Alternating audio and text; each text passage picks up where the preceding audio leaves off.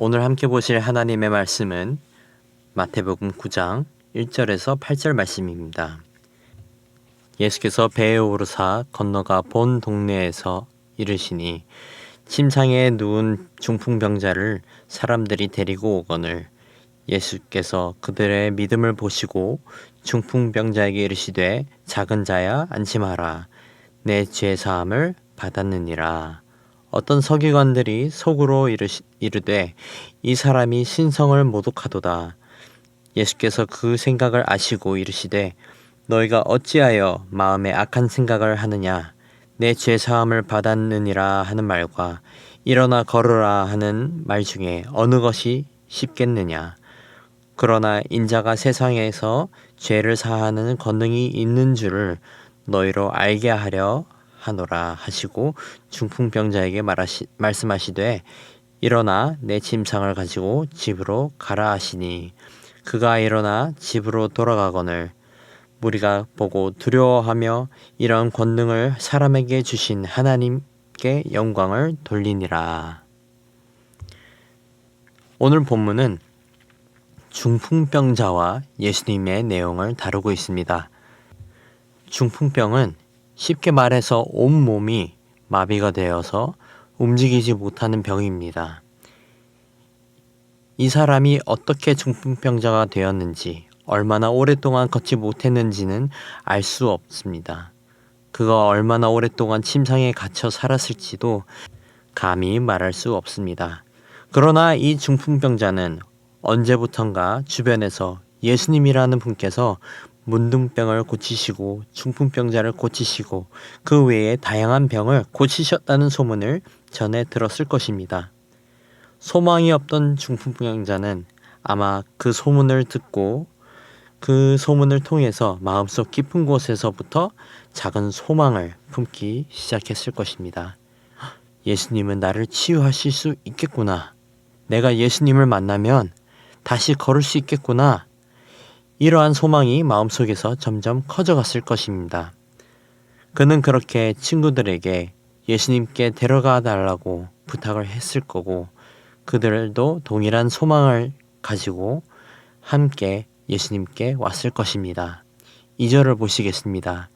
침상에 누운 중풍병자를 사람들이 데리고 오거늘 예수께서 그들의 믿음을 보시고 중풍병자에게 이르시되 작은 자야 안심하라 내 죄 사함을 받았느니라.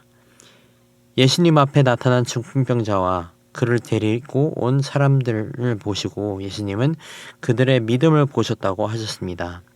마가복음 2장 4절을 보시면 조금 더 자세히 나와 있습니다.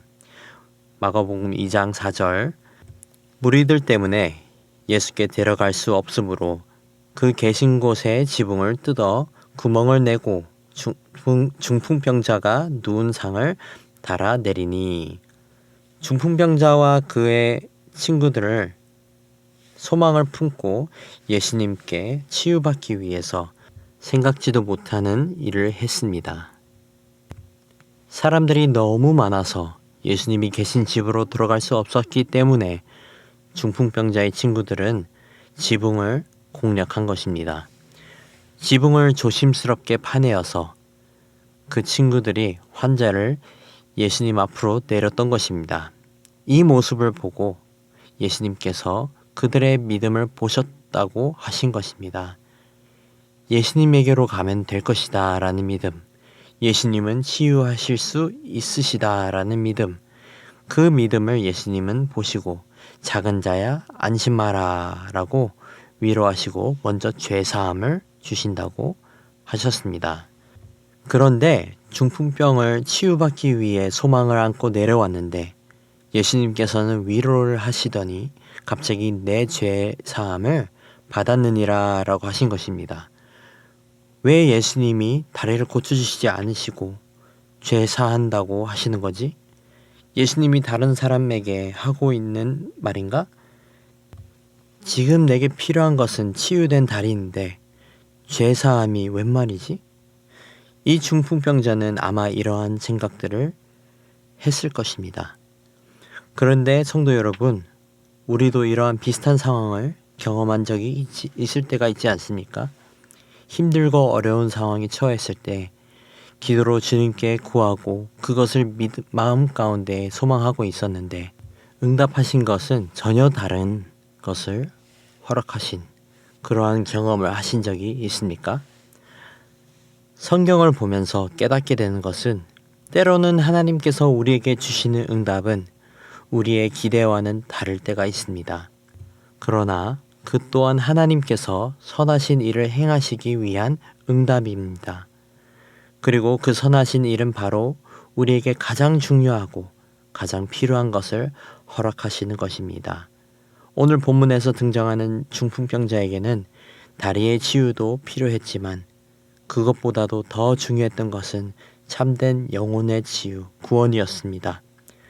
죄로부터 무너져 있는 영혼이 소생되는 것, 중풍병으로 좌절감과 포기, 소망을 잃고 불안함 가운데 살았던 사람이 산 소망을 얻어 그 영혼이 죄사함을 받아 소생되는 기적이 가장 필요했던 것입니다.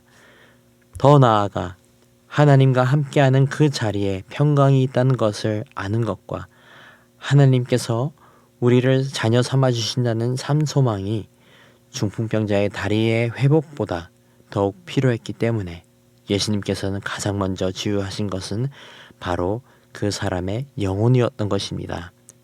사랑하는 성도 여러분, 주님께서 함께 하신다는 것과 주님의 자녀되었다는 사실만으로 소망을 얻고 기뻐하며 살아가는 저와 여러분이 되기를 축복합니다. 원하는 응답이 아닐지라도 나에게 반드시 필요한 응답임을 믿는 은혜가 있기를 소망합니다. 예수님은 중풍병자에게 다리의 회복보다 먼저 더 중요한 새 생명을 허락해 주셨습니다. 오늘 본문의 핵심은 다리의 치유가 아니라 영혼도 새롭게 하시는 예수님의 권능이 말씀 가운데 증명되었다는 것입니다. 이어서 제사함 이후 예수님께서 다리를 치유하심으로써 이 땅의 육신의 치유도 중요하다는 것을 이야기하고 계십니다.